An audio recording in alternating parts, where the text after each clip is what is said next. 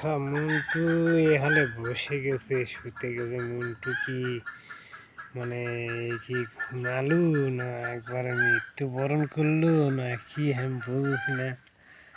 যে ভাজে কুকরি মুকরি হয়ে মানে শুতে গেছে মন্টু, মনে হয় মারাই গেছে নাকি।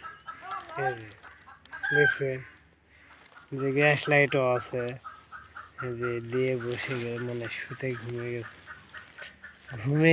মনে হয় কি মানে যে মানে চোখ নেই, দু চোখ মানে মশা মাছি মুখের ভিতর ঢুকে যাচ্ছে।